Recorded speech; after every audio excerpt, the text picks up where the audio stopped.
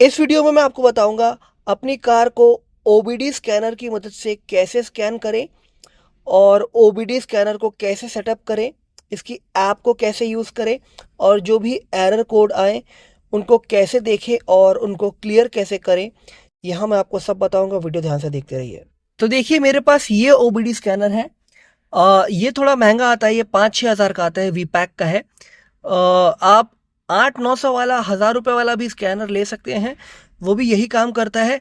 But उसमें problem ये होती है कि वो 2 से 3 महीने में ख़राब हो जाता है। बट ये जो है, ये ब्रांडेड है और ये सालों साल चलता है, ठीक है, इसलिए मैंने ये लिया है। तो सबसे पहले आपको अपनी कार में एक हिस्सा ढूंढना है, मैं आपको दिखा देता हूँ। तो सबसे पहले आपकी कार बंद होनी चाहिए, ऑन मत कीजिए, कार बंद है, देख लीजिए। और यहाँ पर आपको देखिए इस तरीके से मेरी कार में यहाँ पर नीचे ये दिख रहा है, इसका पोर्ट। तो आपकी कार में भी कहीं यहाँ पर साइड में हो सकता है, यहाँ कहीं पर हो सकता है, कहीं पर भी हो सकता है। आपको ढूंढ लेना है या गूगल में पता कर लेना है कि आपका स्कैनर का पोर्ट कहाँ पर है। तो इस पोर्ट पे हम पहले लगा देते हैं। पहले ध्यान रहे गाड़ी बंद होनी चाहिए, ऑन में मत लगाएं। तो ये देखिए लग गया है और यहाँ पर ये इसकी लाइट भी आ गई है, ठीक है। अब नेक्स्ट स्टेप है, आपको अपनी गाड़ी को स्टार्ट करना है। तो हम स्टार्ट कर लेते हैं गाड़ी को। तो आप यहाँ पर देख सकते हैं गाड़ी हमने स्टार्ट कर ली है, हमारा स्कैनर भी वहाँ पर लगा हुआ है, ठीक है। अब हमारा जो स्कैनर है उसके लिए हमें एक एप्लीकेशन प्ले स्टोर से इंस्टॉल करनी है। अब देखिए, आप अपने प्ले स्टोर में चले जाएं फ़ोन के, अगर आपके पास आईफोन है तो ऐप स्टोर में चले जाएं। आपको ये एप्लीकेशन मिलेगी कार स्कैनर, आईफोन में भी ये मिल जाती है। तो इसे आपको इंस्टॉल करना है और ओपन कर लेना है। इस तरीके से ओपन कर लें, लैंग्वेज सेलेक्ट कर लें अपनी मनपसंद, यस आई अग्री। एंड इसके बाद यहाँ पर नेक्स्ट कर लें, नेक्स्ट नेक्स्ट। अब आप अपने कार का ब्रांड चूज कर लें। तो यहाँ पर आप सर्च कर सकते हैं आपकी कार का ब्रांड क्या है। हमारी रेनो है, रेनो, या आप रेनॉल्ट भी बोल सकते हैं, रेनॉल्ट। तो रेनॉल्ट की है, आपकी जो भी है आप सेलेक्ट कर ले कार का ब्रांड।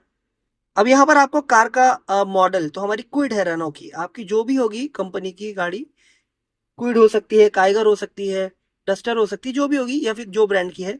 तो हमारी क्विड है, हमने क्विड को सेलेक्ट किया और ओके कर दिया। एंड इसके बाद यहाँ पर नेक्स्ट करें। अब देखिए, ईएलएम भी अभी डिस्कनेक्ट है, ईसीयू भी अभी डिस्कनेक्ट है। आपको कनेक्ट पे क्लिक करना है।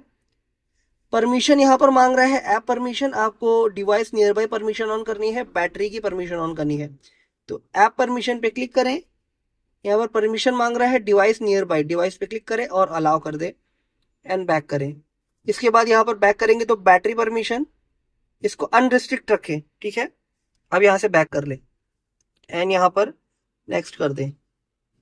ब्लूटूथ सेलेक्ट करें या ब्लूटूथ 4.0 ये सेलेक्ट करें, मैं ये वाला सेलेक्ट कर लेता हूँ। आप ब्लूटूथ भी सेलेक्ट करें, अगर आपके पास सेम मेरे जैसा डिवाइस नहीं है तो ब्लूटूथ सेलेक्ट कर लें। टैप टू सेलेक्ट पे क्लिक करें। यहाँ पर देखिए हमारे स्कैनर का नाम आ गया है, वी पैक का हमारा स्कैनर है, हमने जो लगाया है। इस पे क्लिक कर लें एंड यहाँ पर सेट है, गाड़ी का नाम भी सेट है, नेक्स्ट कर दें। अब देखिए कनेक्ट हो रहा है, ईएलएम कनेक्ट हो गया है, यानी एप्लीकेशन कनेक्ट हो गई स्कैनर से। अब हमारा स्कैनर ईसीयू से, हमारी गाड़ी के ईसीयू से कनेक्ट हो रहा है, ये भी कनेक्ट हो गया है। ओके कर दें, अलाउ कर दें। तो कनेक्शन हमारा सक्सेसफुल रहा। अब हमें इसका एरर कोड चेक करना है। पहले मैं आपको सिर्फ डैशबोर्ड दिखा देता हूं इसका, इसके बाद हम एरर कोड देखेंगे। डैशबोर्ड पे आप जाएं तो यहाँ पर आप देख सकते हैं इंजन का आरपीएम। तो अभी आइडल पे खड़ी है गाड़ी, तो नॉर्मल आरपीएम है। जैसे ही मैं हल्का सा रेस दूंगा, देखना आप, रेस दूंगा तो ये बढ़ जाएगा। मैंने रेस दिया, ये देखिए आरपीएम बढ़ रहा है। मैं रेस देते जा रहा हूँ तो ये आरपीएम बढ़ रहा है। और कूलेंट का टेम्परेचर है, अगर आपकी गाड़ी हीट होती है, ये 110 के ऊपर चले जाता है या 120 पहुंच जाता है तो खतरे की घंटी होती है। तो अभी हमारा 100 के अंदर है, 100 है, 102, 105 है, तो नॉर्मल होता है कूलेंट टेम्परेचर, तो ठीक है, ठीक है। बैक करें। अब हमें डायग्नोस्टिक ट्रबल कोड्स में जाना है। इसके बाद रीड पे क्लिक करें। अब ये थोड़ा टाइम लेता है, आपके कोड्स को रीड करता है। तो हम, मेरे में 62 दिख रहे हैं, जिसमें से अभी 2 कंप्लीट हुए हैं। तो ये स्कैन लेगा, मुश्किल से 3 से 4 मिनट भी ले सकता है कभी कभी केसेस में, कभी कभी जल्दी भी हो जाता है। तो वेट करें थोड़ा सा। तो यहाँ पर देखिए स्कैन कंप्लीट हो गया है और यहाँ पर लिस्ट आ गई है हमारे में क्या प्रॉब्लम है। क्या नहीं है।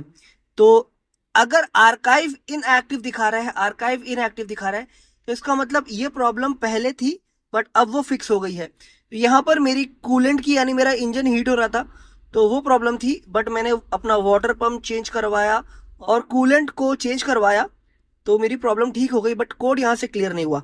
तो यहाँ पर देखिए, आप में से बहुत से लोग टेक्निकल बैकग्राउंड से नहीं होंगे।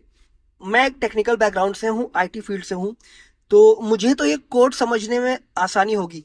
बट मैं आपको बहुत सिंपल तरीका बताता हूँ, अगर आपको इस समझ में ना आए तो बस आपको देखिए ऊपर शेयर का ऑप्शन है ये, इसके बाद यहाँ पर कॉपी पे क्लिक कीजिए, ये कोड को कॉपी कर ले, या फिर आप व्हाट्सएप पे भी कोड को भेज सकते हैं, वहां से कॉपी कर सकते हैं।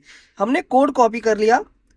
अब आपको चैट जीपीटी या गूगल जेमिनी में जाना है। एआई आने के बाद से काम में बहुत आसानी हो गई है। तो हम जेमिनी में चले जाते हैं और यहाँ पर उस कोड को पेस्ट कर देते हैं। इस तरीके से हमने पेस्ट कर दिया। एंड अब यहाँ पर लिखना क्या है मैं आपको बता रहा हूँ, ध्यान से देखिए। देखिए वो कोड मैंने पेस्ट किया यहाँ पर, और इसके बाद मैंने कुछ नीचे लाइन लिखी है, these error code showing after scan, tell me reason and proven fix, give me most upvoted fix first. आप इसे हिंदी में इंग्लिश में भी लिख सकते हैं, ठीक है। तो ये लिख दें एरर कोड के नीचे और इसे सेंड कर दें। अब जेमिनी इंटरनेट से इसका रियल लोगों का एक्सपीरियंस, रियल लोगों ने जो इसका सोल्यूशन दिया होगा, रियल मैकेनिक्स ने, यहां पर वो ढूंढ के बताएगा। तो थोड़ा वेट कर लें। अब देखिए यहां पर भी ये बोल रहा है कि हमारे ईसीयू में, इंजन सिस्टम में दो एरर आया। एक तो हमारे कूलिंग सिस्टम में आया था और एक हमारा बीसीएम में, बॉडी कंट्रोल मॉड्यूल में। तो आर्काइव और इनएक्टिव लिखा है, इसका मतलब ईसीयू ने पास्ट में इन एरर को रिकॉर्ड किया था, पर स्कैन करते वक्त ये एरर एक्टिवली ट्रिगर नहीं हो रहे हैं, ठीक है। बट इसका मतलब है कि वो प्रॉब्लम पास्ट की है, वो ठीक हो चुकी है। ये देखिए यहाँ पर मैंने जैसा बताया आपको, आर्काइव इनएक्टिव लिखा हुआ है कूलेंट का, और ये सब जो भी एरर थे ये अब खत्म हो गए हैं, हमने प्रॉब्लम सॉल्व कर ली है। अब यहाँ पर इसने दिया है कि ये सारे इंजन के ओवर हीटिंग कोड्स होते हैं, आप यहाँ पर देख लें। अब ये जो सोल्यूशन है ये हमने फिक्स कर लिया अपनी गाड़ी को, ये ओवर हीट हो रहा था, ये ओवर हीट का है, ठीक है। अब जो बीसीएम बॉडी कंट्रोल मॉड्यूल का है, ये एरर कोड आ रहा है दूसरा वाला।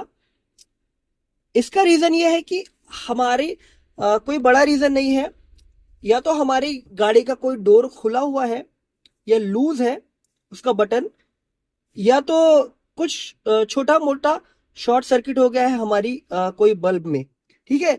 अब मुझे पता है ये एरर कोड क्यों आ रहा है, क्योंकि मेरा जो डोर लॉक है ना, ये कभी कभी काम नहीं कर रहा है, ठीक है। डोर लॉक कभी कभी काम नहीं कर रहा है, कभी चलता है कभी बंद हो जाता है, तो इसलिए एरर आ रहा है। तो अब हमें यहाँ पर प्रॉब्लम और सोल्यूशन सब मिल गया है, बस हमें अपने कोड को क्लियर कर देना है, ठीक है। यहाँ से हमने कोड को क्लियर किया।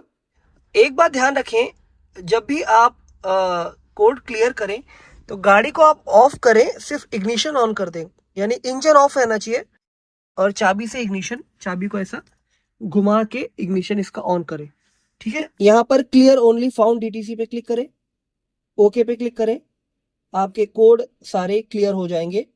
देखिए नो डीटीसी फाउंड, हमने सारे कोड क्लियर कर दिए हैं, ठीक है।